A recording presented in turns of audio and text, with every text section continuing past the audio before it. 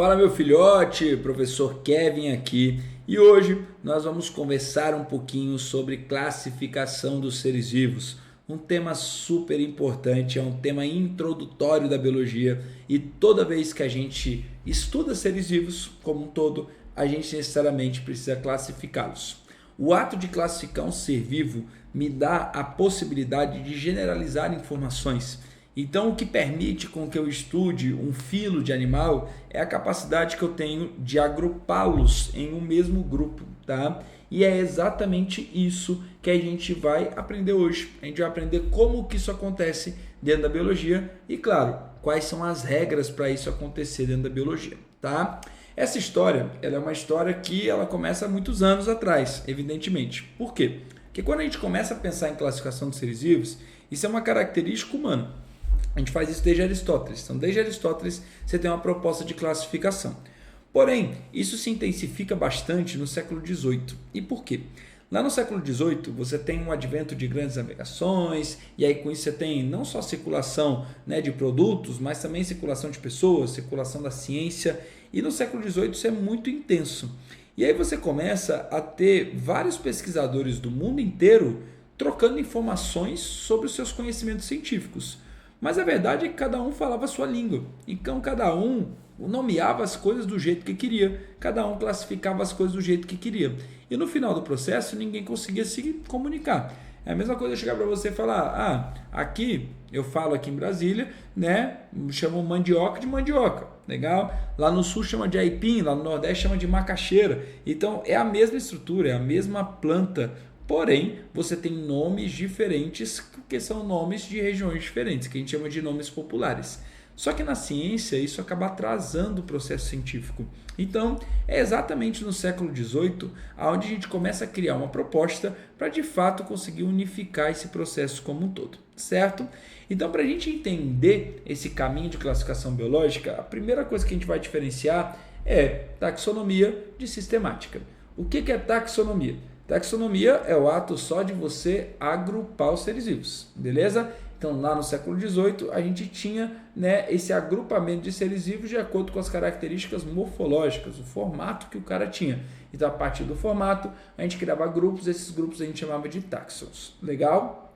A ciência foi andando, a gente foi descobrindo coisas novas, a gente foi compreendendo o evento, né, eventos diferentes de diferentes formas, e a gente começa, né, a entender, lá no século XIX, que os seres vivos, na verdade, eles não foram criados por um ato divino, mas sim que os seres vivos são resultados de modificações sucessivas de seu ancestral. Então, a partir de Darwin, a gente começa a acreditar em ancestralidade comum. E aí, eu começo a tentar entender o que é ancestralidade comum tem a ver com o meu indivíduo atual. E, portanto, eu começo a agrupá-los de acordo também com a sua história evolutiva, de acordo com a sua ancestralidade, certo? E a gente cria uma nova ciência chamada de sistemática, que nada mais é do que unir a taxonomia, o agrupamento dos seres vivos, junto com a história evolutiva dos indivíduos, que nós chamamos de filogenia, beleza? Nós vamos por partes. Primeiro nós vamos entender o que é a taxonomia, e depois a gente entende como é que a gente cria o que nós chamamos de sistemática, tá? Taxonomia, ela foi proposta por Linneu. E Linneu, quando ele propôs a taxonomia, ele propôs um agrupamento específico de um ser vivo. Então, o que o Linneu queria? Ele queria ter a capacidade de generalizar as coisas ao máximo possível até chegar na coisa específica, perfeito? Então, ele queria ter a capacidade de generalizar as coisas de acordo com a necessidade de generalização daquele momento. Então, vou te dar um exemplo bem simples. Vamos supor que eu, Kevin, que mora aqui em Brasília, certo? Eu viaje de férias para a Alemanha. Aí eu chego lá na Alemanha, aí conheço uma pessoa, aí essa pessoa lá na Alemanha pergunta, Kevin, de onde é que você é? Eu posso responder para ela assim, eu sou do Brasil. Pronto, se eu responder que eu sou do Brasil, para ela vai estar super bem respondido a minha resposta e ela vai ser satisfatória. Mesmo o Brasil sendo um país gigantesco, ou seja, vai ser fácil dela encontrar o Kevin no Brasil? Não, tá? Mas ela já sabe que o Kevin é brasileiro e pronto, acabou, e naquele contexto isso fazia sentido. Agora vamos supor que eu, Kevin, brasileiro aqui de Brasília, certo? Vou para a Bahia passar minhas férias. Quando eu chego na Bahia, aí chega o brother lá para mim e fala, Kevin, de onde é que você é? aí eu falo, eu sou do Brasil, não faz muito sentido. Concorda comigo? Lá na Bahia ele vai falar, cara, eu sei que tu é do Brasil, agora eu quero saber de qual estado que você é. Aí você fala, não, eu sou do Distrito Federal, eu sou de Brasília. Pronto, certo? Aquilo responde aquele indivíduo. Agora vai ser fácil dele me achar? Não. Por quê? Porque Brasília é muito grande, mas naquele contexto isso responde a pergunta do cara. Agora vamos supor que a gente é aqui de Brasília, eu, você e tal, a gente está conversando. E eu pergunto, cara, e aí, mas aí tu mora por onde aqui? Aí tu fala, Brasília. Não faz sentido, certo? Eu vou ter que falar o local específico que eu moro. Ah, eu moro na Asa Sul. Pronto, eu já estou falando de quê? De uma estrutura menor aqui dentro de Brasília. Ainda assim eu consigo chegar na casa do Kevin? Não muito. Por quê? Porque a Asa Sul ela é grande, ela tem muitas quadras, concorda comigo? A Asa Sul tem muitos blocos, então evidentemente vai ser difícil me achar.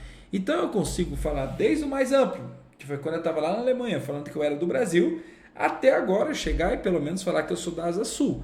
Agora, se eu quero que tu vá na minha casa, aí eu já vou te falar a quadra que eu moro, o bloco que eu moro, o apartamento que eu moro. E aí, de fato, você vai chegar no específico, que é a minha casa, certo? Então, Linneu, ele criou justamente categorias, taxons, que vai desde a categoria gigantesca, chamada de reino, até a categoria mais específica, chamada de espécie. E o Linneu, ele propôs que eu criasse 7 classes taxonômicas: reino, filo, classe, ordem, família, gênero e espécie. Então essas são as 7 classes taxonômicas criadas ali por Linneu. Perfeito? Que nós apelidamos carinhosamente de reficofages. Reino, a maior de todas, espécie, a menor de todas. Com o andar da ciência, a gente teve a necessidade de mexer na classificação de Linneu. Então, lá no século XX, certo? Então, Linneu propôs isso no século XVIII. Então, 200 anos depois que Linneu propôs isso, a gente começou, né, a sentir a necessidade de aumentar mais uma classe taxonômica. Por quê? Porque a gente descobriu os indivíduos que tinham núcleo e que não tinham núcleo, né? Procariontes e eucariontes. E a gente sentiu a necessidade de classificá-los. Logo, a gente sentiu a necessidade de criar um domínio.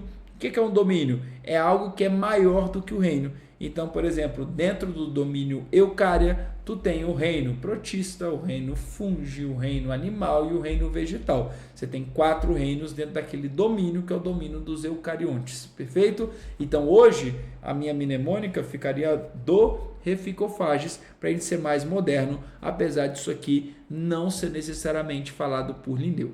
Tá? O que eu preciso que você entenda? Que tudo isso aqui é uma hierarquia, certo? Então, por exemplo, vamos supor que eu estou analisando 2 indivíduos. O indivíduo A e o indivíduo B. E aí, eu sei que esses indivíduos, eles pertencem a uma mesma ordem.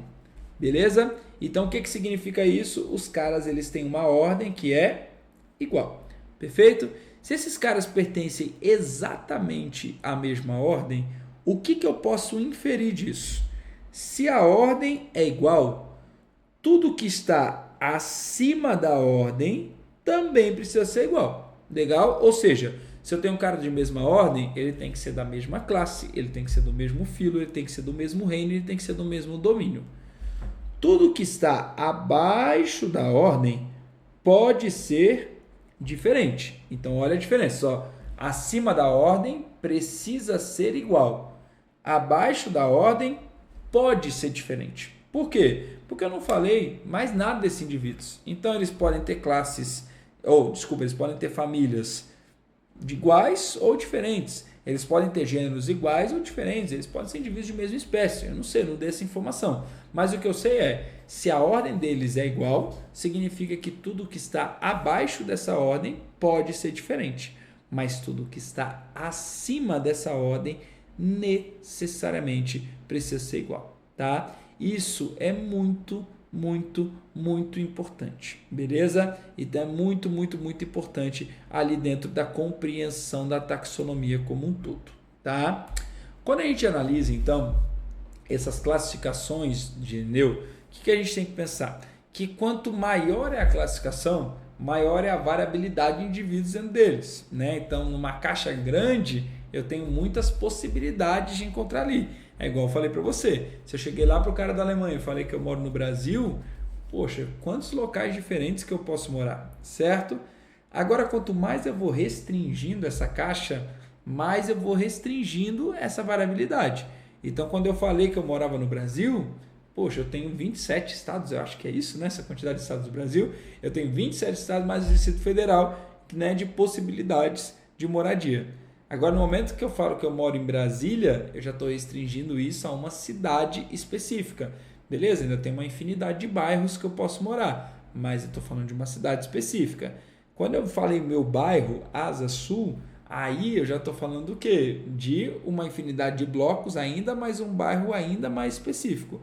Agora, quando eu te digo meu bloco, mais específico ainda, meu apartamento, aí eu chego em mim, a variabilidade é muito baixa, certo? Então, quanto mais eu vou avançando a categoria taxonômica, menor vai ser a variabilidade presente ali nos indivíduos que ocupam aquela categoria taxonômica, ou seja, mais próximos evolutivamente falando, esses indivíduos serão, tá? Quando se fala da nomenclatura, né, a nomenclatura é uma coisa importantíssima, porque a nomenclatura é a forma como eu nomeio uma espécie. E a gente sentiu a necessidade de unificar, de universalizar essa nomenclatura. Então, a nomenclatura proposta por Linneu no século XVIII, ela é uma nomenclatura que ela é uma nomenclatura de 2 nomes. Então, cada espécie existente na humanidade aqui, cada espécie que a gente descreveria ela dando 2 nomes a elas. Quais são as regras para isso acontecer? Primeira regra é, a língua que eu tenho que utilizar tem que ser uma língua em latim, tá bom? Então, não posso utilizar outra língua, tem que ser em latim. Segunda regra é, não tem 2 nomes? Então, o primeiro nome, ele sempre vai representar o gênero ali da minha espécie, certo? Então, das categorias taxonômicas, o que eu quero? Eu quero representar o nome da minha espécie. E para isso eu uso o nome do gênero. Então estou representando na nomenclatura 2 categorias taxonômicas apenas, beleza? Então aqui ó, o primeiro nome vai ser o gênero e a gente chama esse nome de epíteto genérico, certo? Aqui é importante, a regra é que sempre a primeira letra do epíteto genérico tem que ser uma letra maiúscula. Então, por exemplo, se eu estou falando do nossa espécie, Homo sapiens, Homo tem que aparecer com letra maiúscula, porque é um epíteto genérico, certo? O segundo nome que aparece é o epíteto específico, que é o identificador daquela espécie naquele gênero, certo? Então, esse nome tem que aparecer sempre em letra minúscula. Então, quando eu falo de Homo sapiens, sempre tem que aparecer com a letrinha minúscula ali, certo? Aqui, atenção, primeiro nome, epíteto genérico. Segundo nome, epíteto específico. Então, epíteto genérico, epíteto específico. Certo? O nome completo é o que a gente chama de espécie. Legal? Então, espécie, o nome completão. Cuidado, eu sou da espécie sapiens? Nunca. Eu sou da espécie Homo sapiens. Isso é importantíssimo de que você saiba, beleza? Sempre o nome científico tem que vir destacado no texto. No nosso caso, a gente que está escrevendo, a gente sempre coloca sublinhado, tá bom? Mas, quando eu falo de digitado, é normal dele aparecer em itálico, beleza? Na nomenclatura, eu já consigo inferir algumas proximidades evolutivas. Então, por exemplo, aqui tem 2 espécies, Canis familiaris, Canis lupus. Essas 2 espécies elas são do mesmo gênero. Se elas são do mesmo gênero, significa que elas são de uma mesma caixa pequenininha. Legal? Então, lembrando daquela nossa imagem anterior, ó, se eu tenho indivíduos do mesmo gênero, olha a variabilidade dele, uma variabilidade bem pequenininha, certo? Então, evidentemente que essas espécies elas são muito aparentadas evolutivamente falando, tanto que elas têm similaridades. Quando eu olho um lobo e olho um cachorro, certo? Ela tem similaridade. Canis lupus é um lobo, Canis familiaris é um cachorrinho, beleza? E elas têm similaridades muito grandes quando se fala em estrutura corporal, perfeito? Agora, um cuidado eu tenho que tomar. Se eu falo de epíteto específico idêntico, esse epíteto específico, o pesquisador, ele pode dar de forma livre. Como assim, Kevin? Quando eu dou o nome do gênero de uma espécie, eu tenho que pesquisar para ver se tem alguém que é parecido na natureza com aquela espécie que eu procurei. E se existe, eu tenho que incluir esse cara ali naquele gênero específico. Por isso que gênero igual indica proximidade. Proximidade. Agora, quando a gente... Opa, saiu aqui, voltou. Agora, quando a gente... Meu Deus, Kevin, hoje está demais aqui, ó. Pronto. Como a gente está falando de mesmo epíteto específico, como sativa, isso aqui o pesquisador ele pode nomear de forma livre. Então, epíteto específico igual não indica proximidade. Então, por exemplo, aqui na nossa imagem, quando eu olho Oryza sativa, é arroz. Quando eu olho Lactuca sativa, é alface. Cannabis sativa é maconha. Não tem nada a ver uma coisa com a outra, tá? São plantas completamente diferentes, com características completamente diferentes. Então, elas não são aparentadas, certo? Kevin, por que sativa é muito usado na botânica, nas plantas? Porque sativa significa que se cultiva. Então, muitos pesquisadores acabavam elegendo esse tipo de epíteto específico como o epíteto específico daquela planta, tá bom? Então, isso aqui é muito importante. Epíteto específico igual não indica proximidade para mim. A ciência ela vai andando e a gente vai descobrindo cada vez novas espécies. Quando a gente vai descobrindo novas espécies, muitas vezes a gente vai criando novas categorias taxonômicas para aquela espécie. Então, por exemplo, hoje em dia, aquelas 7 ou 8 categorias taxonômicas que a gente falou no slide passado, ela já é obsoleta, tá? Eu preciso ter classificações intermediárias ali, como por exemplo, superordens, como por exemplo, subfilos, tá? Então são coisas que a gente precisa criar ali, né, para a gente conseguir de fato classificar os seres vivos de uma forma mais lógica, tá bom? E aí, o que a gente percebe? Que a gente teve a necessidade de criar algumas subespécies e subgênero, mas como a gente representa gênero e espécie na nomenclatura, a gente precisou ampliar aquela nomenclatura binomial de Linneu, criando nomenclaturas específicas que têm 3 nomes, que a gente chama de nomenclatura trinomial, tá? Isso acontece em 2 casos. O primeiro caso é quando eu tenho uma subespécie. Por exemplo, isso aqui é um lobo do Ártico e do outro é um lobo ibérico, certo?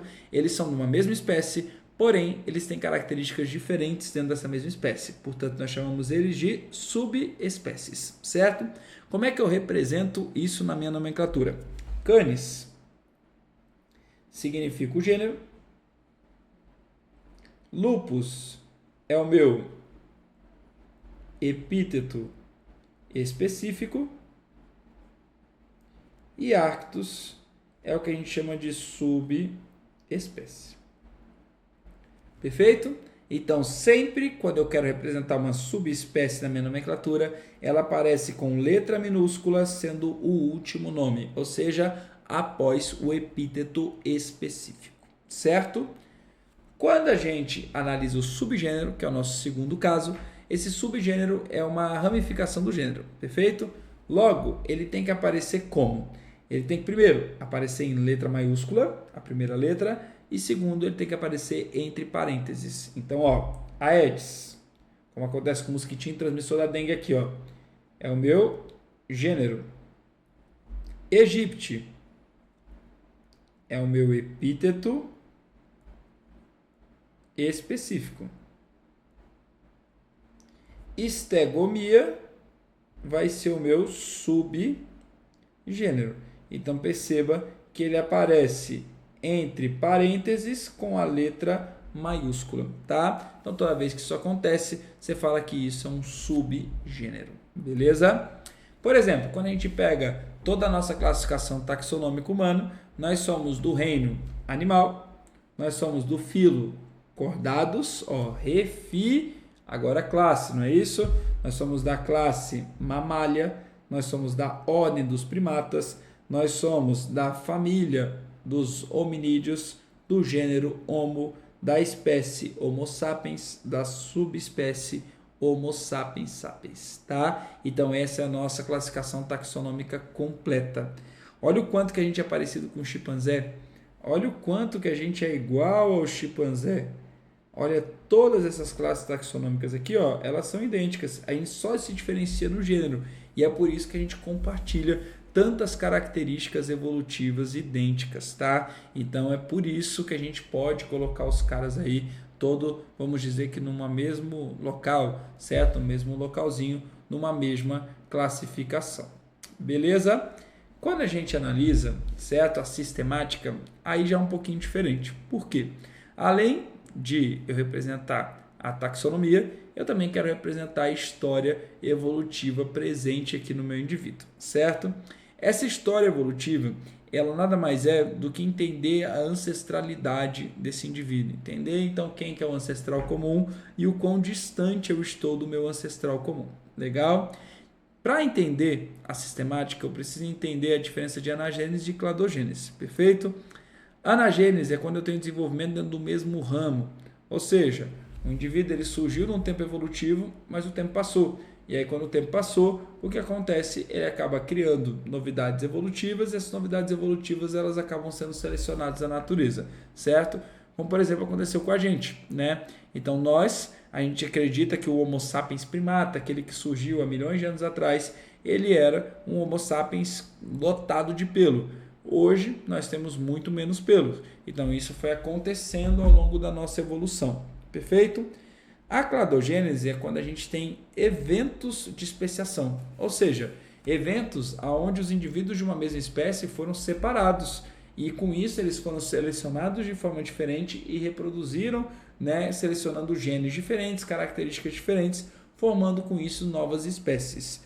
Então, toda vez que a gente pensa numa cladogênese, a gente vai ter um ancestral e desse ancestral a gente tem espécies novas que surgem dele, certo? Então espécies novas que passaram por esses eventos de especiação. E a gente fala que são cladogêneses. E por que eu estou falando disso? Porque quando se fala de filogenética, de sistemática, a forma da gente representar isso na biologia é através de gráficos chamados de cladograma. Então a cladística, que é a ciência que estuda os cladogramas, ela é responsável justamente pela montagem desses gráficos, certo? Nesses gráficos o que você vai ter são nós, tá? Cada nó num gráfico desse representa um ancestral. Perfeito? E aqui você vai ter os ramos, que são os ramos de desenvolvimentos a partir desse nó. Beleza? Então, o ramo apresenta a anagênese, os nós vão representar as cladogêneses, certo? Dentro desse cladograma, eu consigo entender quem é mais próximo e quem é mais distante evolutivamente falando. Por quê? Porque a altura do cladograma significa tempo. Então, quando eu analiso a altura como tempo, eu percebo que esses dois caras, por exemplo, C e D, ele tem um ancestral comum que é mais próximo, evolutivamente falando. Ó, está num tempo mais próximo do tempo atual, que seria o tempo dessa linha aqui, certo? Logo, eles são grupos mais aparentados, eles são grupos irmãos, são grupos que se parecem, perfeito? Kevin, se eu quero representar alguém num cladograma num tempo geológico anterior, por exemplo, se eu quero escrever isso aqui, o que significa? Se eu falar, sei lá, esse bicho aqui é o bicho F, tá? O que significa? Que esse bicho F ele foi extinto. Por quê? Porque ele não está vivendo no período evolutivo atual. Ele viveu até o período evolutivo anterior. Logo, hoje, esse bicho está extinto. Ele não existe mais, tá bom? Então, lembre-se sempre que a altura de um cladograma significa tempo evolutivo passando. Isso é super, hiper, mega importante. Dentro de cladogramas, nós somos capazes de agrupar seres vivos de acordo com a similaridade evolutiva dele, tá? Então, toda vez que a gente agrupa o ser vivo em um grupo chamado de monofilético, eu estou falando que os seres vivos que fazem parte desse grupo são seres vivos muito aparentados, porque o grupo monofilético ele tem como regra representar todos os descendentes de um ancestral. Então, por exemplo, Quando eu analiso esse grupo que está em roxinho aí na imagem de vocês, o ancestral é meu B. Quem que são todos os descendentes? Todo mundo que veio desse ancestral? Toda essa galera aqui, certo? Então, se eu estou vendo um grupo em que representa todos os descendentes do cara, você fala que ele é um grupo monofilético. O que é um grupo parafilético? É o grupo que representa os descendentes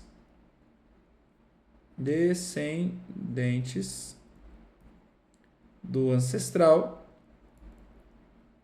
mas não todos, certo? Ou seja, eu não vou representar 100% dos caras, eu vou representar só uma parte dele. Então, por exemplo, o que seria todos os descendentes de A? Seria o cladograma inteiro, mas eu só estou representando uma parte desse cladograma. Logo, eu estou representando um grupo parafilético. O que é um grupo polifilético? Um grupo polifilético é um grupo distante. Então, é um grupo que não compartilha ancestrais próximos. Perfeito aqui? Então, esse grupo ele é um grupo distante evolutivamente. Ele é um grupo que a gente chama de grupo artificial. Porque aqui eu não vou conseguir inferir muitas similaridades evolutivas. Então, por exemplo, um ancestral comum próximo do G é quem? O F. E do E? O C. Então, eles têm um ancestral comum próximo? Não. Um ancestral comum desses dois caras ele está super distante. E aí, com isso, evidentemente, o que eu espero é que ele tenha características evolutivas muito diferentes, tá? Então, eu posso chamar isso de grupo de grupo polifilético, certo? Para a gente fechar nossa aula, só para a gente retomar um pouquinho desse histórico todo então que a gente falou. Então, quando a gente começa a nossa aula hoje, a gente começou falando de Linneu, o nosso primeiro cara na nomenclatura binomial, o nosso pioneiro. Para ele, por exemplo, eu classificava os indivíduos todos em dois reinos só, vegetal e animal. Vegetal que não se move, animal que se move. Simples e rápido. Agora, a partir do momento que o tempo vai passando, o Haeckel, por exemplo, ele já começa a entender que existem micro-organismos. E aí ele sente a necessidade de criar um tipo de reino chamado de protista, que é o reino que agrupa micro-organismos também, certo? Nessa época de Haeckel, ele nem sabia a diferença de bactéria, protozoário, alga, não tinha diferença para o cara, beleza? A partir de 1925, a gente começa a entender a citologia. Então, a gente começa a entender que existem indivíduos que têm núcleo e existem indivíduos que não têm núcleo, certo? Os que têm núcleo eu chamo de eucarionte, o que não tem núcleo eu chamo de procarionte, certo? E aí você começa a ter uma diferença ali e começa a criar-se domínios. Domínios dos procariontes, domínio dos eucariontes. A gente vai andando até chegar na proposta dos 5 reinos de Whittaker. Essa proposta é importante porque é ela que você estuda no seu ensino médio. Então, o que você vai estudar no seu ensino médio? 5 reinos. Reino Monera, reino protista, reino fungi, reino animal e reino vegetal. Esses são os 5 reinos que você estuda ali ao longo do seu ensino médio como um todo. Perfeito? E essa proposta dos 5 reinos são a proposta de Whittaker. Quer ver essa proposta é perfeita? Claro que não. Tá? Então, essa proposta já tem atualizações, já tem alterações que foram necessárias ao longo do tempo. Mas é uma proposta válida.